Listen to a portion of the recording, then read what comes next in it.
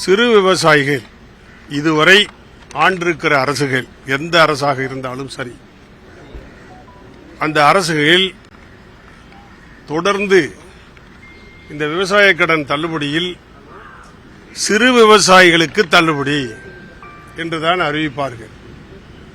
ஏனென்றால் குறு விவசாயிகள் என்பவர்கள் அதற்கு கீழே உள்ளவர்கள். சிறு விவசாயிகளுக்கு அறிவிப்பு வருகிற பொழுது குறு விவசாயிகளும் அடங்கி விடுவார்கள்.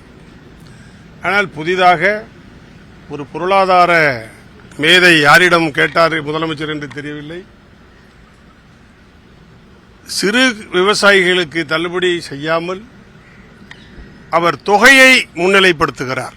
50,000 தள்ளுபடி, 40,000 தள்ளுபடி, 30,000 தள்ளுபடி, 20,000 தள்ளுபடி, 10,000 தள்ளுபடி, கடைசியாக 5,000 தள்ளுபடி என்று அறிவித்திருக்கிறார்.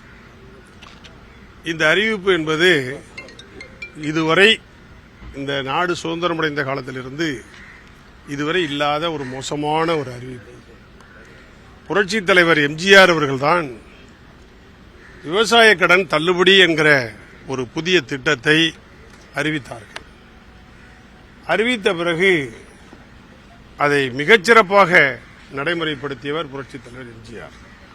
அதற்கு பிறகு புரட்சித் தலைவர் அம்மா அவர்களும் சரி, இறுதியாக புரட்சித் தமிழர் எடப்பாடியார் அவர்கள் 12,110 கோடி ரூபாயை ஒரே நேரத்தில் தள்ளுபடி செய்து உங்கள் கடன் தள்ளுபடி செய்யப்பட்டிருக்கிறது என்கிற விவரத்தை, கடிதத்தை விவசாயிகளுக்கு ஒவ்வொருவருக்கும் கொடுத்தார்கள். இது வரலாறு. இது இப்படி இருக்க, தேர்தல் வாக்குறுதியில் சொன்னதை சொன்னபடி நிறைவேற்ற வேண்டுமா வேண்டாமா? அதைதான் விவசாயிகள் எதிர்பார்த்துக் கொண்டிருந்தார்கள்.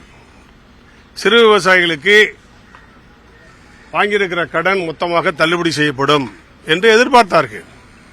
ஏன் எதிர்பார்க்கிறார்கள்? 30/6 கடன் தவணை தவறுகிறது.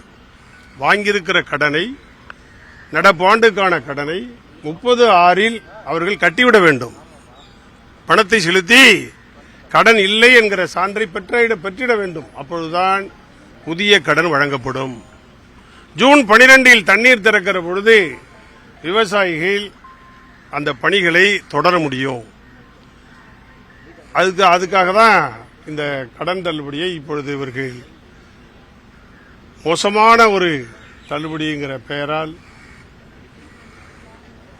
எல்லோருடைய கண்டனத்தையும் எதிர்ப்பையும்